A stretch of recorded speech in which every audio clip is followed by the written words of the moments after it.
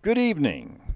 The Dolores County Broadcasting Network presents the DCTV 4-H Evening News Program for Monday, April 16th, 2018.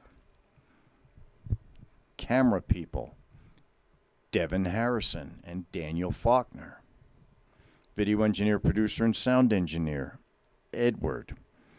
Teleprompter and prompter, Myra.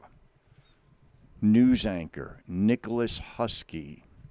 Meteorologist, Hannah Faulkner. And this is the news director, Daniel Manuel Rodriguez de los Santos Fernandez. And now, the news. Welcome to the DCTV Kids News Show. You can help keep our kids news show on the air by you can help us keep our news show on the air. You can do this by becoming a sponsor. You can buy sponsorship by calling 970-677-4119. Now for the news. The fun stories from the Journal.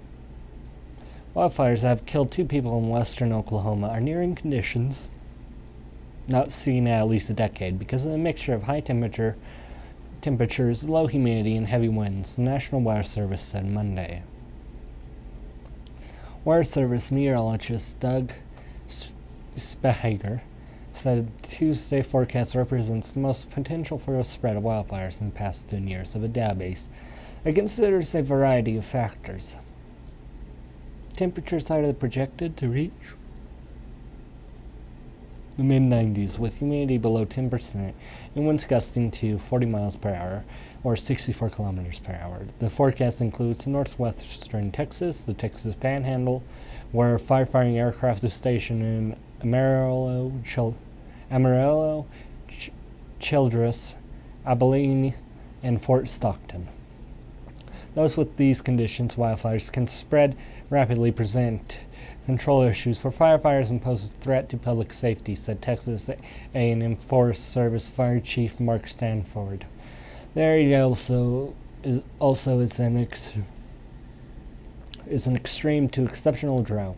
The 2 most severe designations, firefighters sent by the U.S. Forest Service's Southern Area Coordination Center, are fighting one fire that burned more than 25 acres, 990 square kilometers near Leyday, about 110 miles, 108 kilometers northwest of Oklahoma City, and near a blaze that burned nearly 68,000 acres near Woodward, about 20 miles north of Leyday. We're out of there, strengthening fire lines, widening lines to make sure they're in a real good shape with the wind that is on the horizon, said spokesman Todd Stroder on the scene of what's known as the refire near Leyday. The winds that we have tomorrow may make this really snap and run again. Following story comes from the Denver Press. Parents of white children have an invisible luxury.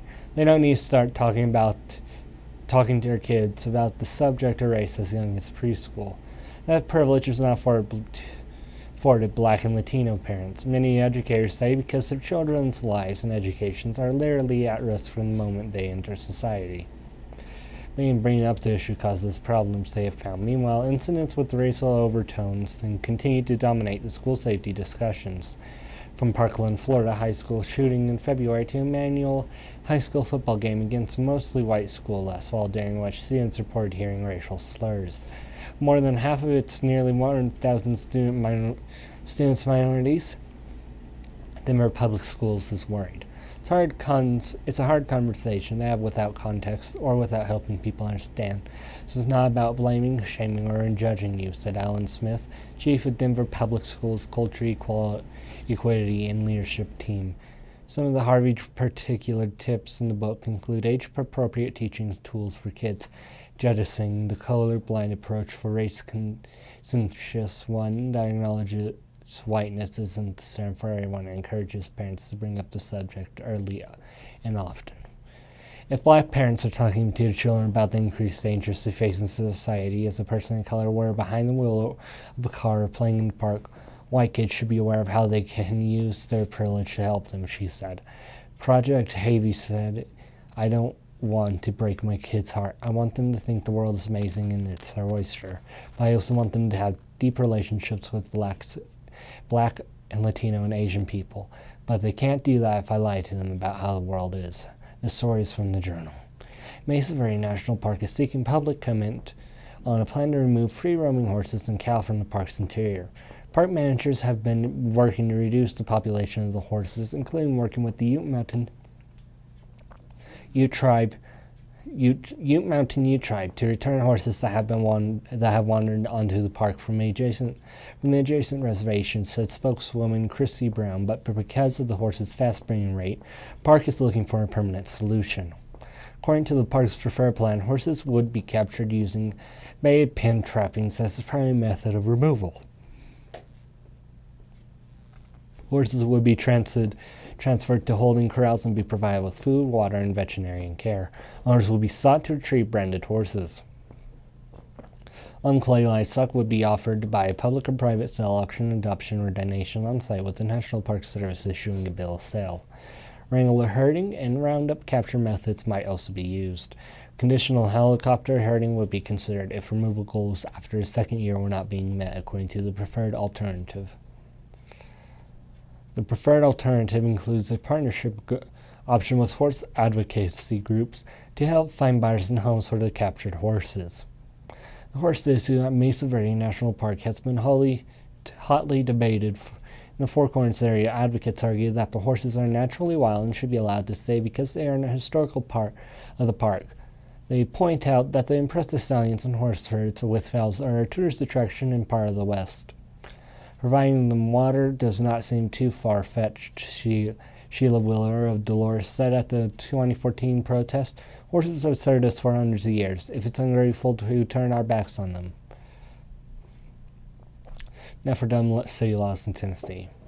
In Memphis, it is illegal for a woman to drive a car unless there's a man either running or walking in front of it, wearing a red flag to warn approaching motorists and pedestrians. It's legal for frogs to croak after 11 p.m. In Nashville, no person may keep a cheetah as a pet. Anyone rollerblading may not tie his or herself to a main vehicle on the highway. Throwing stones is prohibited as it might break a window. Dumb laws in Texas, no person may keep a cheetah as a pet. Program has been created in the state that attempts to control the weather.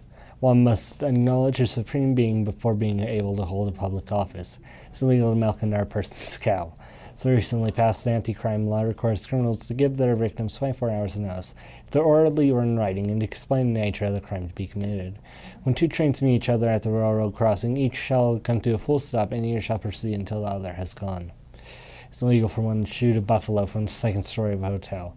When you pull to a stop sign, you must fire a gun out the window to warn the horse carriages that you are coming.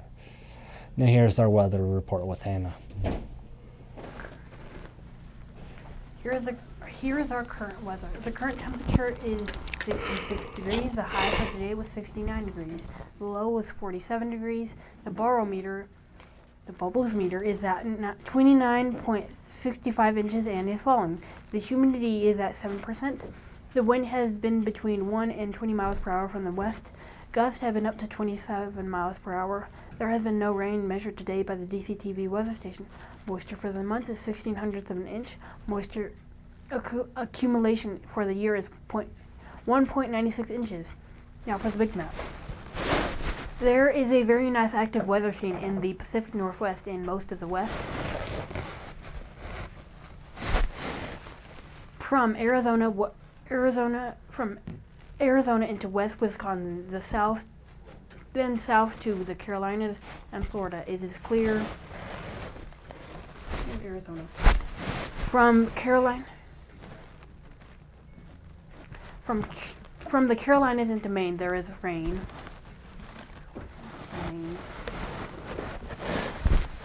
Most of Maine has the possibility of freezing snow. Here is our exclusive DCTV 5-day forecast. Tuesday, breezy, high 48, low 23. Wednesday, mostly sunny, high 56, low 34. Thursday, mostly cloudy, high 62, low 33. Friday, snow showers, high 51, low 30. And then Saturday, mostly sunny, high 59, low 34. Here's for a climate change report. Now for a climate change report. CO2 carbon dioxide is one of the principal causes of climate change. CO2 traps heat in the atmosphere, which causes climate instability. The result is significant swings worldwide of moisture and hot and cold temperatures. But it is important to report that the CO2 weekly changes is that the planet is warming. Therefore, it is important that we report the CO2 weekly change. In the following are the CO2 numbers in parts per million. Last week, 409.47. 2 weeks ago, 409.22. Last year, 408.60. 10 years ago, 386.62. 50 years ago, 325.02.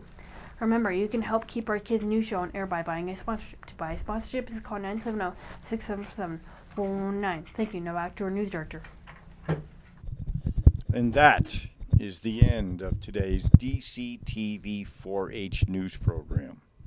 This is your news director, Daniel Manuel Jesus de los Santos Rodriguez Fernandez, saying good night and thank you for watching.